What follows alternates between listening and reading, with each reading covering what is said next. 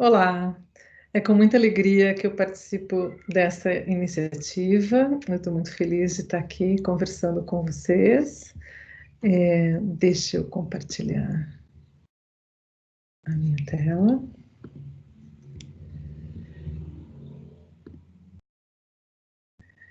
Eu gostaria, então, de agradecer muito o convite que foi feito a mim pela Karen Capilé, parabenizar por essa iniciativa tão importante de avançarmos, né, na nossa preparação para podermos mais bem representar os animais nas comissões de ética no uso de animais, né? Então, estou muito feliz, me sinto bastante honrada de poder colaborar com outros colegas, né, que fazem também um trabalho maravilhoso na área de bem-estar e de ética animal, né? Então, a minha contribuição vai ser no sentido de interagir com vocês sobre os conceitos de ciência e bem-estar animal, principalmente com o objetivo de destacar os interesses que os animais têm, né? Principalmente, claro, o interesse em não sofrer e o interesse em passar por sentimentos positivos.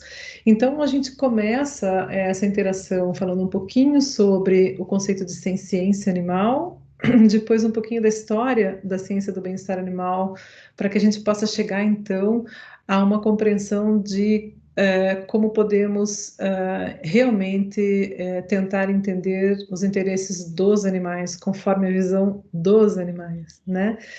No fim, a gente exemplifica um pouco das possíveis restrições de bem-estar que ocorrem nesse contexto de uso de animais para o avanço no conhecimento humano. Bom, então começando, né, pela questão da ciência animal, a ciência é um termo que vem sendo usado para descrever a capacidade de sentir, né, e a consciência dessa capacidade, desses sentimentos e os interesses que esses sentimentos trazem para o indivíduo que sente, né? Mas o núcleo conceitual mais importante da palavra ciência, sem dúvida nenhuma, é a capacidade de sentir, né? Capacidade de ter emoções positivas, emoções negativas, sentimentos. Então, a gente começa aí fazendo uma reflexão sobre como nós podemos considerar um animal senciente, né? É muito difícil comprovar a ciência em um indivíduo, mas o que existem são evidências, né? Quando essas evidências são organizadas de forma científica, elas dão sustentação para o reconhecimento, então, da ciência nos animais, né? E elas são cada vez mais abundantes, as evidências da ciência animal, né? Então, portanto, porque as evidências científicas são abundantes, a ciência animal é reconhecida pela ciência contemporânea, né? O que diz que, geralmente, as afirmações que se referem a animais como seres não sencientes são afirmações obsoletas, de uma falta de acompanhamento da ciência atual, né? E a gente tem que o reconhecimento da ciência, né, e principalmente quando ele se torna consolidado no ambiente acadêmico, ele passa a ser utilizado em outras esferas, né, e a gente poderia citar aqui como uma esfera muito importante a esfera da legislação, né, das normas que regem as nossas sociedades. E a partir então do reconhecimento da ciência, várias demandas passam a ser exigências legislativas, né? Então, na Europa, a gente tem, por exemplo, várias diretivas que podem ser diretivas prescritivas, então, dizendo como os animais devem ser tratados, já que eles são sencientes, né? Existem os tratados também, como o Tratado de Lisboa, né? Que são, então, resultantes de convenções, de encontros de pessoas que acabam por definir algumas definições aí com uma base científica, né? E um reconhecimento de todos os países membros da comunidade europeia, né? Passando aqui para o Brasil, a gente tem como exemplo principal do reconhecimento de animais como seres sencientes a própria redação do artigo 225 da Constituição Federal de 1988, em que se proíbe a crueldade contra animais, né? Então, quando a gente usa o termo crueldade, já está implícito o reconhecimento da senciência, né? A crueldade só pode acontecer contra seres sencientes. né? Então, a gente tem aí, eu dei alguns exemplos, mas, claro, tem toda uma gama de legislações que tentam atender, então, essas leis maiores, como, por exemplo, a Constituição Federal. Bom, da onde vem, então, né, essa importante, né, é, crescente tentativa de proteger os animais como seres sencientes, né? A gente tem no ambiente acadêmico uma certa organização que vai nos trazer 5 categorias de evidências da ciência animal, né? A primeira delas, ela não é uma categoria de evidências científicas, mas ela é muito importante, né? Porque ela nos diz que é intuitivo para o ser humano tratar os animais como seres que sentem, né? Desde sempre, o ser humano interage com um animal de forma muito diferente da qual ele interage com objetos, porque existe um reconhecimento aí intuitivo de que são seres que também têm sentimentos, né? Então, a partir desse senso comum, do bom senso nos dizer que os animais são sencientes, isso tem implicações também para a ciência, porque, de certa forma, causa uma reversão do ônus da prova, né? Então, se é senso comum que os animais são sencientes, alguém que queira alegar que eles não sejam sencientes, talvez tenha que provar isso com evidências científicas, né? E não o contrário. Então, essa primeira aí categoria, né, de reconhecimento sem ciência, ela é muito importante, embora ela não seja, né, exatamente uma categoria científica. Todas as outras são científicas, resultantes de avanços por meio de inúmeros trabalhos científicos, né? A primeira categoria, as evidências comportamentais, a ciência da etologia nos mostra que os animais se comportam de forma compatível à presença de sentimentos, né? As evidências neurológicas, e aqui tem muito a ver com correlatos anatômicos, né? Nós temos aí mapeadas já as regiões do cérebro humano que são responsáveis pelo gerenciamento de emoções e sentimentos. Então, quando essas regiões cerebrais também estão presentes em outras espécies, elas estão muito provavelmente exercendo a mesma função, gerenciando emoções, né? E aí o reconhecimento da senciência em todos os animais vertebrados, né? Por causa também, né, das evidências neurológicas. A gente tem a categoria de evidências farmacológicas, que também é enorme, né? Eu vou citar exemplos mais marcantes, mas é muito grande, né? Essa linha de evidências de reconhecimento da ciência animal. Então, a gente tem, por exemplo, o estudo de fármacos que foram e ainda são, né, desenvolvidos para a gente tratar problemas, por exemplo, como ansiedade, os ansiolíticos todos, problemas como depressão, né, todos os antidepressivos foram testados em animais, né, antes de serem aí liberados para utilização em seres humanos.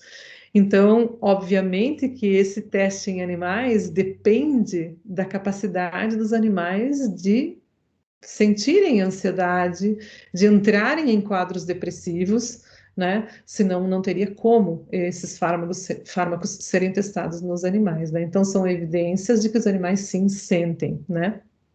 E existem também as evidências evolutivas, né? Que estão sendo raciocínio da evolução por seleção natural, né? Então, os sentimentos evoluíram nas diferentes espécies animais da mesma forma que outros atributos, como, por exemplo, os atributos anatômicos, aquela história tão conhecida do tamanho do pescoço da girafa, né? Por que que a girafa tem um pescoço tão grande? Bom, isso foi uma forma de alcançar um nicho alimentar mais privilegiado, no sentido de ter menos concorrência de outros mamíferos, e então as girafas com pescoços mais longos tinham mais chances de sobreviver, mais chances de deixar filhotes, e aí, então, essa característica que tem uma coordenação genética foi ficando marcada como uma característica desses animais da espécie da girafa, né? Da mesma forma, evoluíram os sentimentos. Por exemplo, se a gente pensar no medo, o medo é um sentimento que é extremamente correlacionado com a sobrevivência nos animais do tipo presa, Então, obviamente que o medo foi selecionado, o sentimento de medo foi selecionado evolutivamente para todas aquelas espécies em que ele tinha um papel no aumento das chances de sobrevivência e no aumento das chances de sucesso reprodutivo, né? Então, as evidências evolutivas para a senciência, para a capacidade de sentir, elas são exatamente na mesma linha de raciocínio das evidências evolutivas para todos os atributos que geraram essa enorme gama de diferentes espécies animais e, claro, vegetais também, né, que existem hoje no planeta. E aí, a partir dessa, né, consolidação do reconhecimento da ciência animal, vem uma outra pergunta, que é uma pergunta muito interessante e muito desafiadora, né? Quem são esses animais que têm capacidade de sentir? São todos os primatas, porque os primatas, claro, todos são muito mais próximos taxonomicamente, e aí estão os seres humanos, e a gente sabe por experiência própria que os seres humanos têm capacidade de sentir, né? Será que são os primatas e as aves também?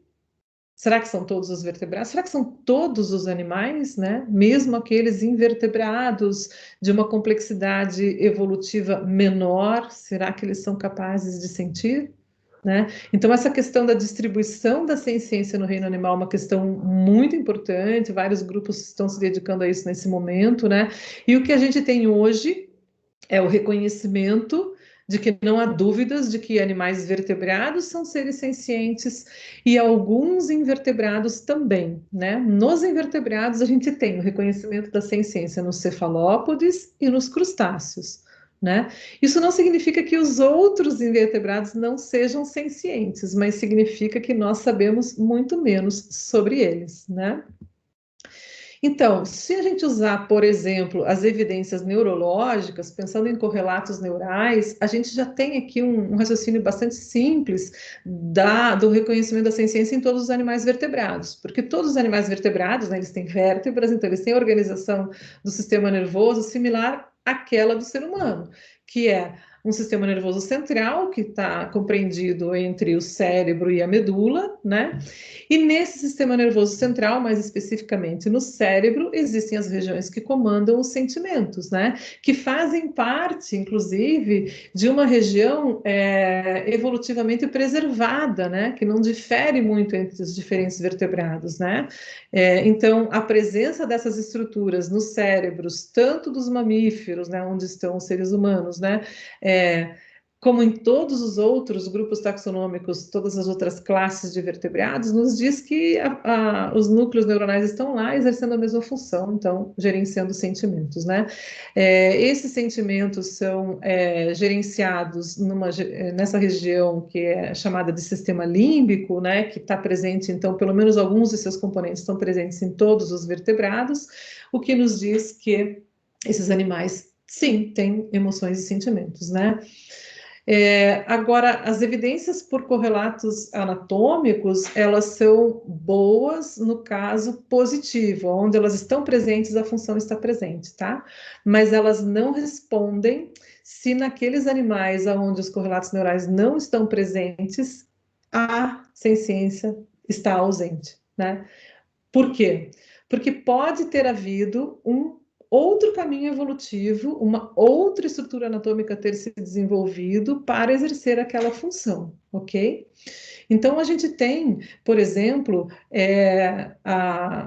o entendimento de que correlatos anatômicos são prova positiva de função, mas a ausência do correlato anatômico não significa a ausência da função, né? Vamos pensar, por exemplo, na função de locomoção. Bom, a estrutura anatômica responsável pela locomoção no ser humano são as pernas e os pés, certo? Donde todos os animais que têm pernas e pés são capazes de se locomover, muito provavelmente, né? Potencialmente capazes de se locomover. Mas isso significa que animais que não têm pernas e pés não podem se locomover? Não, né? Então, a função está presente, mas ela é exercida por outras estruturas anatômicas, como, por exemplo, as asas nas aves, as nadadeiras nos peixes, tá?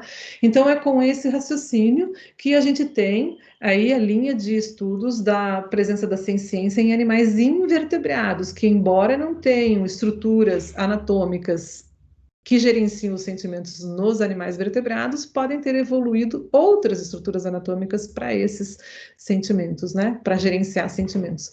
E acho que a espécie mais estudada nesse sentido são os polvos, né? Os polvos são animais que passaram a ser estudados com relação à sua ciência por causa das evidências comportamentais. São animais de uma riqueza comportamental muito grande, eles resolvem problemas, eles têm memória, eles são capazes de interagir socialmente, né? Então, por causa de todas essas evidências comportamentais, eles passaram a ser estudados e hoje a gente sabe que existe uma ciência nos cefalópodes, né? Que é bastante diferenciada da ciência nos animais vertebrados, né? Como esses animais não têm o sistema nervoso central, eles têm um sistema nervoso organizado de forma diferente, a ciência nesses animais também não é centralizada, né? O que isso significa? Isso significa que nos polvos, cada tentáculo é capaz de fazer uma avaliação dos estímulos e tomar uma decisão de resposta de uma forma relativamente autônoma em relação aos outros tentáculos e em relação ao equivalente ao cérebro que existe, então, na região da cabeça do animal, né? Fascinante estudar essas questões de ciência em cefalópodes. Como isso é possível, né? Bom, isso é possível porque a nossa bifurcação evolutiva aconteceu há muito tempo atrás, né? Estima-se que cerca de 400 a 600 milhões de anos atrás houve essa ramificação no processo evolutivo, gerando um braço aqui representado na esquerda, que vai, né, evoluir para as espécies atuais de Homo sapiens, de peixes, de mamíferos e de todos os vertebrados, tá? Enquanto que o braço que fica aqui mais à esquerda, ele vai evoluir para incluir espécies animais invertebradas, dentre as quais os cefalópodes, tá? Então, desde esses milhões de anos atrás até hoje, houve o processo seletivo para a fixação de sentimentos e para o aumento da complexidade dos sentimentos nesses dois ramos evolutivos de forma completamente autônoma, diferenciada, né? Portanto, as estruturas que geram os sentimentos são diferentes. Né? Muito interessante, né? Bom, por que nós estamos falando tanto, né, de ciência nesse curso que tem como enfoque a participação nas comissões de ética no uso de animais, né? Na verdade, porque a própria existência da Comissão de Ética no Uso de Animais só faz sentido a partir do reconhecimento dos animais como seres sencientes, né? A gente se preocupa em proteger os animais porque a gente sabe que eles são capazes de sofrer, a gente sabe que eles são capazes de ser felizes, então a gente precisa tomar decisões, deliberações éticas que levem em consideração essa grande capacidade dos animais e a vulnerabilidade que eles têm diante das nossas decisões, né? Bom, aí como é que a gente começou a entender melhor e como é que a gente pode levar em consideração o ponto de vista dos animais, né? E para abordar essa parte, eu queria falar um pouquinho da história da ciência do bem-estar animal, que começa com os trabalhos dessa jornalista, né, que gostava de animais e que resolveu fazer alguns textos que ela depois acabou transformando num livro sobre os animais que eram, na época, utilizados para a produção de alimentos, né? E ela vai visitar as fazendas e ela entra num estado de choque e ela escreve um livro que acaba sendo um livro denúncia, porque ela fica extremamente abalada em ver a forma como os animais utilizados para a produção de alimentos eram tratados. Isso é imediatamente no auge da Revolução Verde, né? Na intensificação dos sistemas de produção de alimentos, que inclui, né, a intensificação da forma como os animais são usados para produzir alimentos. Então, ela visita aquelas fazendas, né, todas com sistemas intensivos, gaiolas e tudo aquilo que a gente conhece, e ela escreve esse livro que acaba sendo uma denúncia. O livro se chama Animal Machines, ou Máquinas Animais, numa tradução livre, né? não foi nunca traduzido para o português, infelizmente. A primeira capa do livro está, então, projetada nesse slide, na palestra que o professor Mike Mendel fez na reunião da Sociedade Internacional de Etologia Aplicada do ano de 2014, porque houve uma celebração, uma homenagem a ela, já que em 2014 o livro fazia aniversário de 50 anos, né? O livro foi publicado em 1964. E na fala do professor Mike Mendel, ele pergunta, né, 50 anos depois, será que os animais ainda são máquinas, né?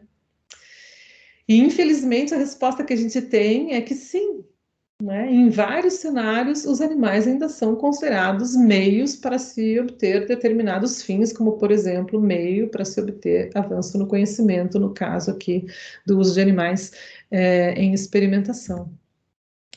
Né? Aí, então, em reação a essa publicação, e a história é longa, não dá tempo de contar, mas é bem interessante, o que se tem após, então, esse livro denúncia, a reação intensa da sociedade britânica e uma orientação governamental para que se formassem grupos de estudo que tentassem entender melhor como os animais se sentem diante dos contextos nos quais nós humanos os colocamos, né? Isso então resultou na organização de vários laboratórios de bem-estar animal ao redor do mundo, né? Com um investimento, né? Então, com financiamento para a realização de pesquisas, para a contratação de professores e pesquisadores da área, e aí a gente tem a consolidação da compreensão de bem-estar animal como dependente de 3 tipos de pilares, né? Normalmente as pessoas pensam no mais evidente, que é o bem-estar físico. Então, se o animal está doente, ferido ou malnutrido, esse animal não está num alto grau de bem-estar, ele tem um problema, né? Mas aí o desenvolvimento da ciência do bem-estar animal mostra que essa pilastra é importante, claro, mas ela sozinha ela é insuficiente, porque existem várias situações onde o animal pode ter uma saúde física preservada, não estar doente, não estar ferido e ainda assim ter um grau de bem-estar muito baixo, como é o caso, por exemplo, desse elefante, né? Por que que isso acontece, né? Por que que isso pode acontecer? Porque o bem-estar não depende somente da esfera física, ele depende também das possibilidades de executar comportamento natural, que é chamada esfera do comportamento natural ou da naturalidade, e depende principalmente, né, da predominância de sentimentos, que então a gente chama de esfera psicológica ou esfera mental. Tá? Ela é a mais importante, porque na verdade estar bem é um sentimento, né? Só que a esfera mental ela não é diretamente mensurável, por isso a gente precisa de indicadores físicos de bem-estar e de indicadores comportamentais de bem-estar para tentar entender então qual é a predominância de sentimentos de um animal. Né? E aí, se a gente for trazer, por exemplo, a reflexão sobre a esfera comportamental para os cenários de manutenção de animais em laboratórios, a gente pode pensar em várias restrições, né? Por exemplo, uma caixa típica de biotério para manutenção de ratos e camundongos. Que possibilidades comportamentais ela oferece?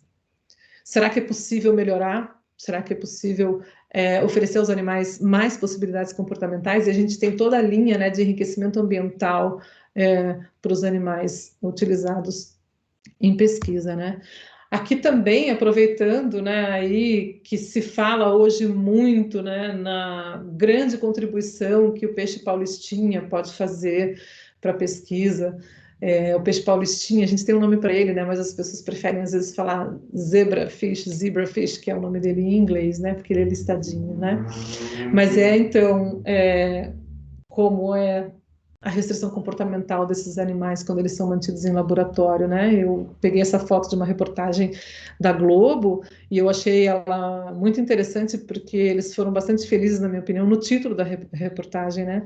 Peixe quase humano é aliado em pesquisas científicas pelo mundo, né? Claro, a gente usa animais em laboratório para tentar entender, usar como modelo para entender questões do organismo humano, simplesmente porque nós somos muito parecidos, né? Então, isso aí traz claramente consigo também a necessidade de reconhecer que nós somos muito parecidos também em termos de sentimentos e também em termos de necessidade de proteção, né? E aí, então, fica uma pergunta, né? Será que a gente pode realmente conhecer o que os animais querem? tentando entender isso a partir do ponto de vista deles, né? E se isso for possível, o que será que eles querem? Então, com essa pergunta aqui, eu gostaria de propor um intervalo, né? Vou encerrar esse vídeo e a gente continua, responde a pergunta no nosso próximo, na parte 2 da nossa interação, ok? Até breve, então.